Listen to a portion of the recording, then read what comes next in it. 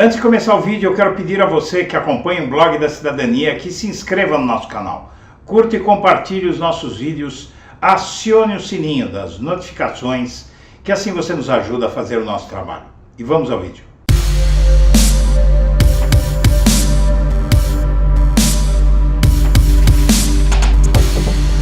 Bom dia, senhoras e senhores. Hoje é 4 de setembro de 2023, são 8 horas da manhã.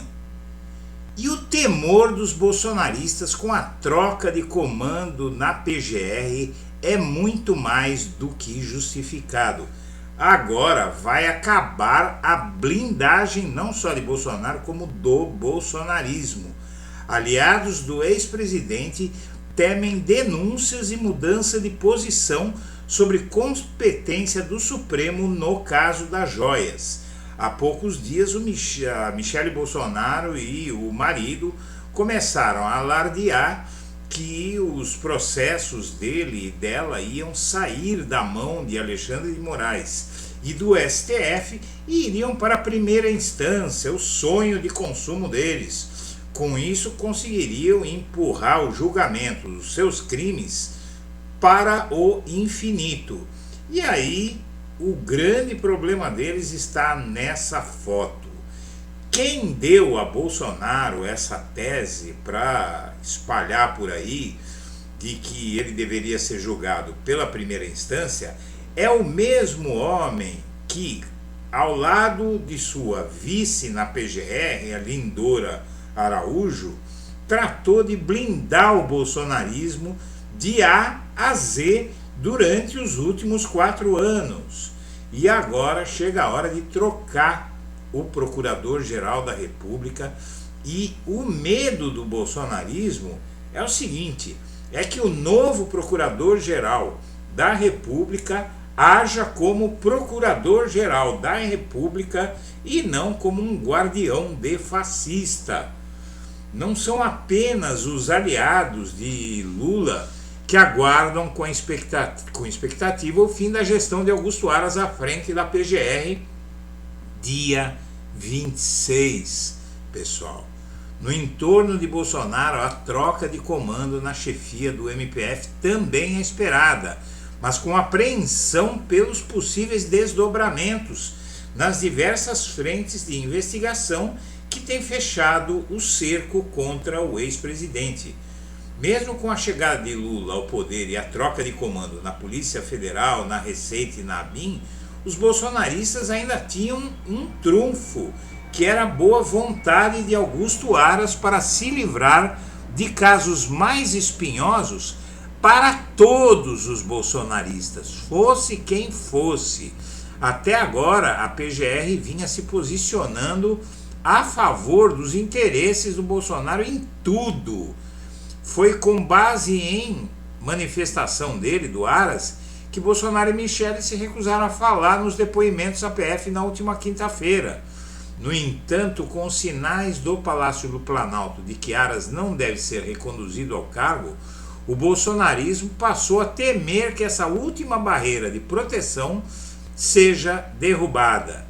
E mais, para os aliados do ex-presidente, a tendência é que um Procurador-Geral da República escolhido por Lula dê um novo fôlego às investigações contra ele. Quando mudar o comando da PGR, vai ter apresentação de denúncia e o Supremo vai aceitá-la, colocando Bolsonaro no banco dos réus, prevê um interlocutor de Bolsonaro. O relator das principais investigações que atormentam o clã Bolsonaro, o inquérito das fake news, das milícias digitais, o caso das joias, a fraude no cartão de vacinas e a apuração dos atos golpistas de 8 de janeiro, Alexandre de Moraes defende a escolha do vice-procurador-geral eleitoral Paulo Gonet, que no TSE, durante a cassação da elegibilidade de Bolsonaro, fez um duro discurso sobre o bolsonarismo.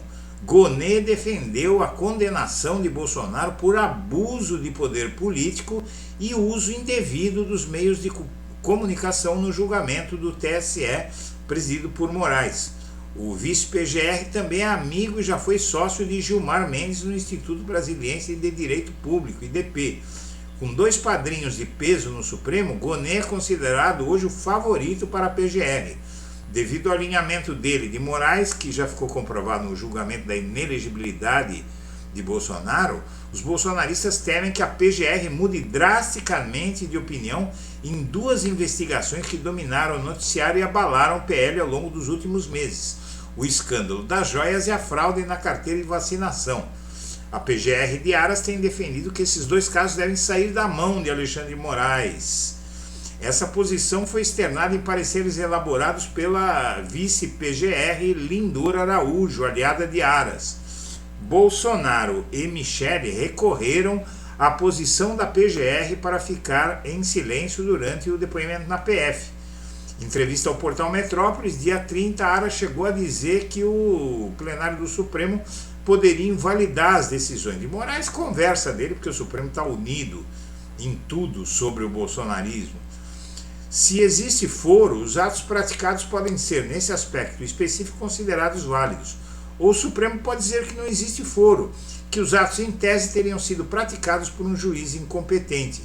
E nesse aspecto o Supremo também poderia invalidar todos os atos praticados. Essa era a conversa de Aras.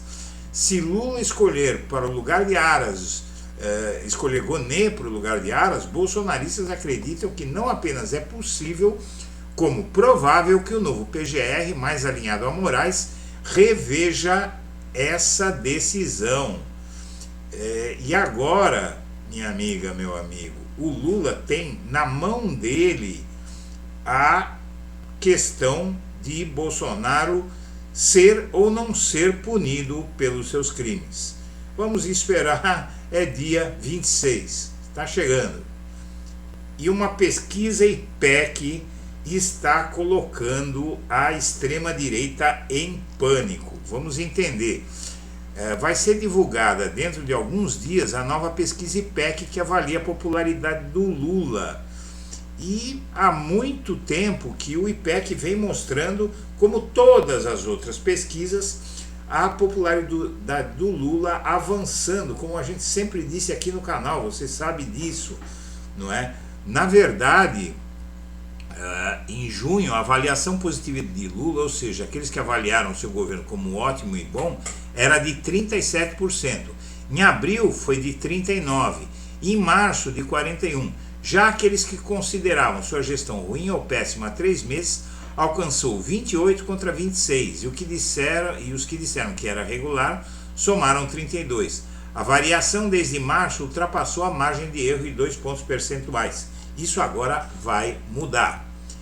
E a Polícia Federal deve receber hoje o vídeo da agressão a Alexandre de Moraes em Roma.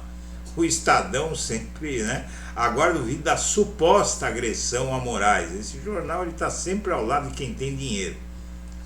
E os arquivos das câmeras de segurança do Aeroporto Internacional de Roma, que registraram as supostas hostilidades ao ministro do STF, vão chegar às mãos dos investigadores nessa segunda-feira. E já se sabe, a Polícia Federal já vazou isso, que os vídeos mostram tudo o que o Moraes relatou. É preciso punir esse sujeito para que pare de acontecer esse tipo de coisa. E a Michele Bolsonaro está deixando o PL e o bolsonarismo furiosos. Ela pede cada vez mais dinheiro, apoiada na tese de que sem o Bolsonaro a única alternativa que resta à extrema-direita é ela, e não é assim que pensa o partido de Bolsonaro e também a família, os filhos de Bolsonaro. Principalmente o Carlos Bolsonaro odeia essa mulher e, na verdade, ela tem demonstrado, inclusive, uma conduta preocupante. Como já foi ventilado nos últimos dias, eles acham que ela não entendeu o tamanho do problema que o bolsonarismo está enfrentando e fica fazendo piadinha, que está irritando a justiça. E garanto para você, minha amiga, meu amigo, se você tiver um processo judicial contra si, não irrite o judiciário, não irrite juiz, porque juiz não aceita esse tipo de coisa. E a Polícia Federal aguarda vídeo da suposta agressão a Moraes para hoje, então. O PL estuda alianças com petistas em 2024 e o movimento desagrada o bolsonarismo, mas acontece o seguinte, gente. O Partido Liberal, o partido do Bolsonaro, tem só metade de bolsonaristas. A outra metade é de gente que só quer saber de ficar próximo ao governo esperando benefícios. Então, o último bastião de Bolsonaro está para cair. E além disso, nós temos aqui o youtuber que ameaçou Lula, queria pendurar ministros do STF de cabeça para baixo. Ele já está há mais de 1 ano preso. Ivan Rejane Fonte Boa Pinto.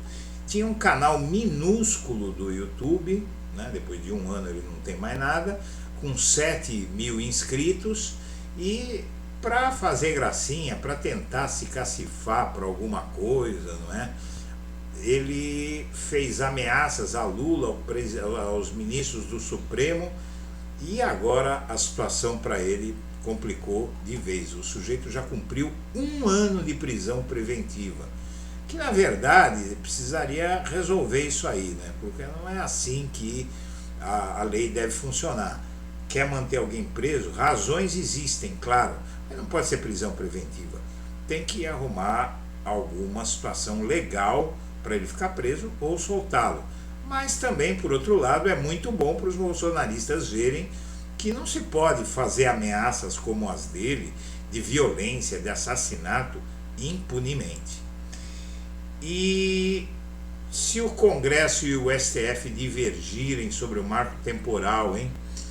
O que pode acontecer no caso aí é uma crise institucional, apesar que a decisão do STF tem prevalência. Mauro Cid confessa em mensagens que levou as joias para os Estados Unidos dentro de uma mochila. E isso é óbvio, não é? É ilegal. Ele era membro do governo, conseguiu sair do país sem passar pela alfândega, mas isso que ele fez também é um crime, e a opção dele é dizer que ele recebeu a ordem ou que ele resolveu roubar as joias sozinho. O que será que ele vai fazer, né? Pense você nisso. E aumenta a cotação do Flávio Dino para a vaga no STF, porque a esquerda em peso, pelo menos os partidos de esquerda em peso, querem o Dino no STF. PT, PSB, PDT, PSOL, PCdoB, Rede e PV. Só tem um problema: o Dino já avisou que não quer nem ouvir falar de STF. E com o Stedley fora do alvo, o relatório da CPI do MST vai ser lido no dia 12, vai ser um relatório fraco, sem credibilidade, até porque o relator, não é, o relatório dessa CPI queria indicar alguma posição sobre o MST, alguma condenação ao MST, acaba de sofrer um indiciamento criminal muito sério. O Ricardo Passaraboiada Salles. Senhoras e senhores, nós agradecemos a atenção e estaremos de volta a qualquer momento em edição extraordinária. Um abraço para todo mundo.